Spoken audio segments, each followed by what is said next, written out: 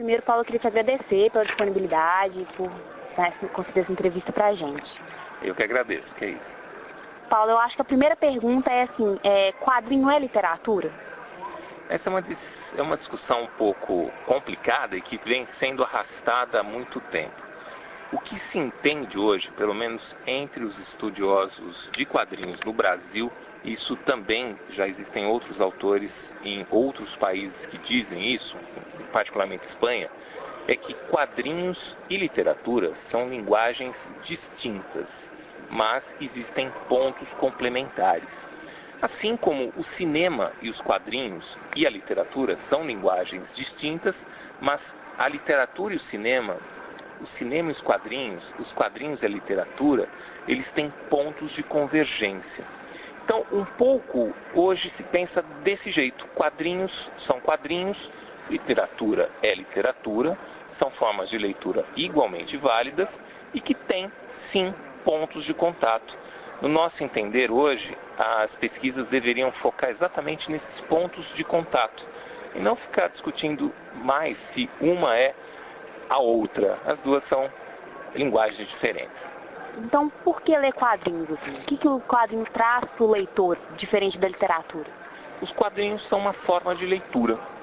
Assim como outras formas de leitura, a gente vai buscar nessas formas de leitura diferentes aspectos, desde buscar informação. Vou ler uma bula de remédio, vou tentar saber os conteúdos, o que eu estou tomando para resolver algum problema, alguma doença. Na literatura a gente vai buscar ter contato com uma narrativa, com uma história, vai buscar entretenimento.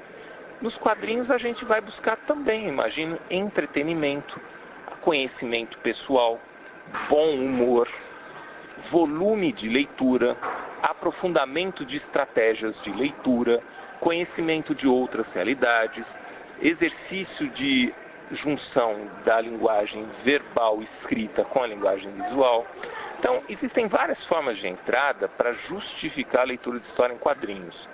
Uma delas, e aí para resumir um pouco o que a gente conversou, é que é uma forma de leitura igualmente válida quanto várias outras. E um dos mitos que se tem é que quadrinhos é para criança, mas no início ele não foi criado para ser para criança, né? Como é que é isso? Os quadrinhos foram criados no século...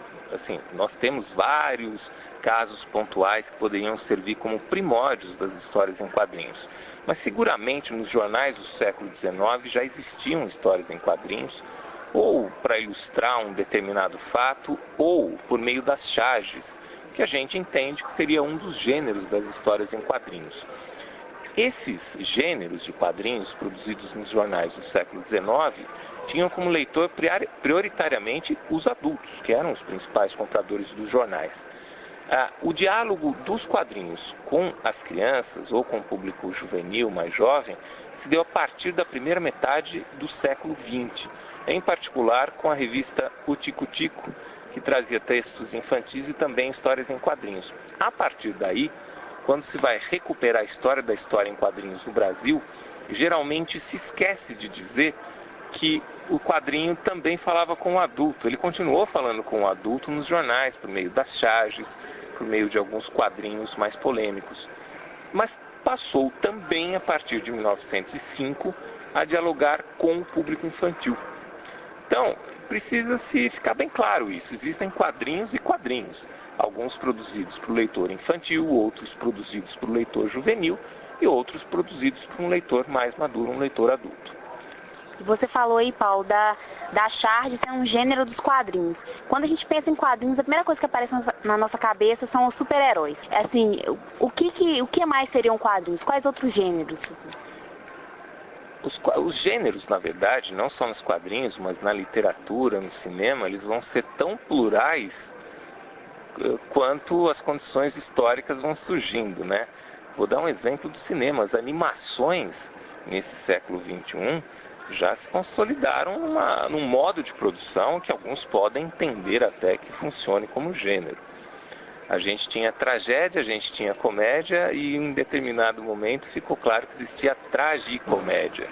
Então, nos quadrinhos especificamente, a gente entende que existe um leque amplo de histórias em quadrinhos. De forma bem resumida, a gente podia falar que existe a charge, que é um texto de humor, que faz uma crítica baseada em algum assunto do noticiário. O cartoon, que é um texto de humor, que faz alguma brincadeira, mas não pautada no noticiário. Você teria as tiras cômicas, que trazem um desfecho inesperado, sempre tem uma piadinha no fim. Você teria uma tira seriada, que vai contando um capítulo por dia, como se fosse uma novela. Você pode ter as histórias em quadrinhos com as suas diferentes temáticas, faroeste, terror, a fotonovela, que já quase não é produzida no Brasil, e os super-heróis, os quadrinhos infantis e os novos gêneros que vão surgindo. Vou citar 2 aí. Um, que seria o jornalismo em quadrinhos, que é uma coisa muito marcada nessa primeira década do século XX, que é um gênero que é fazer jornalismo em quadrinhos, contar uma grande reportagem em quadrinhos. Um segundo que a gente podia destacar, que são narrativas autobiográficas, que nessa década também, essa primeira década do século XX, começou a ter várias produções dessa, na Europa, nos Estados Unidos principalmente, e agora no Brasil também. Autores de uma nova geração dos quadrinhos começam a fazer narrativas autobiográficas. Resumindo, o leque é amplo e vai depender do olhar de cada um.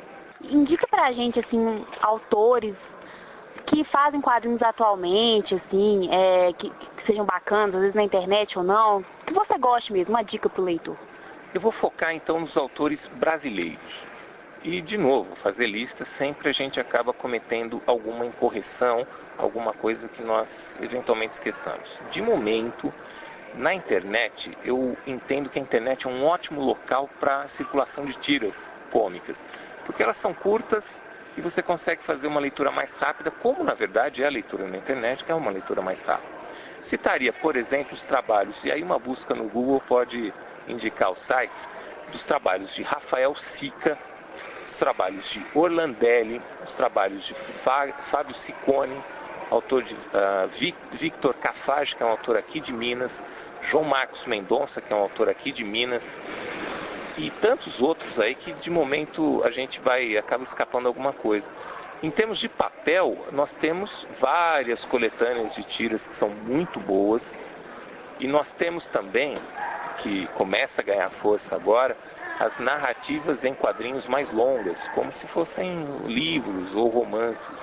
E neste ano especificamente, algumas merecem destaque pela qualidade, por estarem entre os principais lançamentos do ano, independentemente do país, e curiosamente são brasileiros.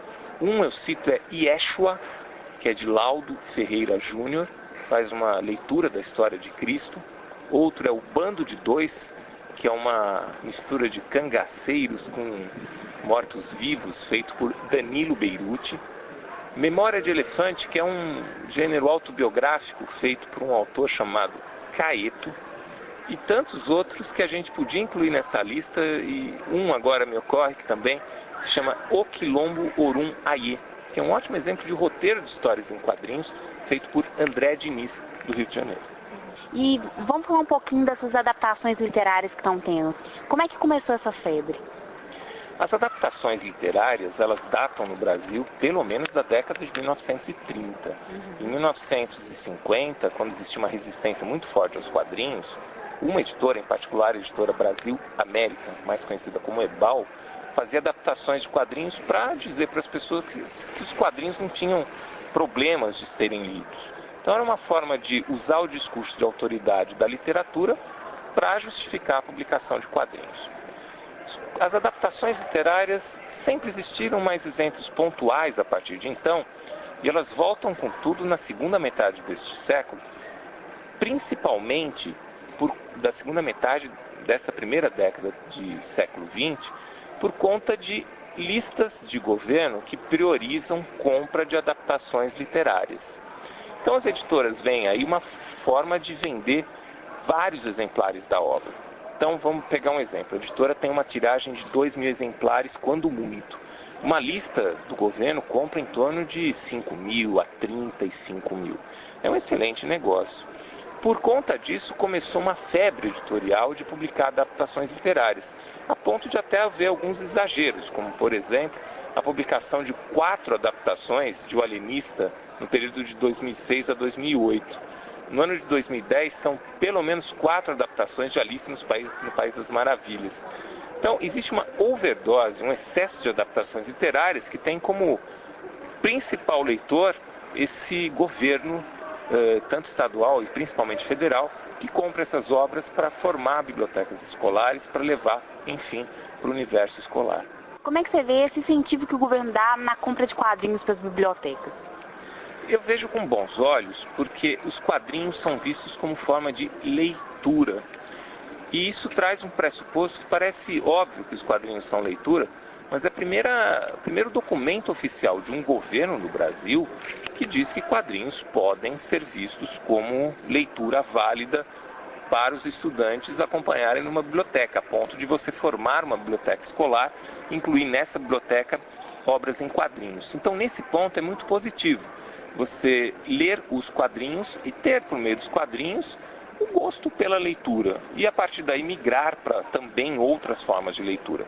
Só acho que precisa haver um cuidado que os quadrinhos não são a única forma de leitura.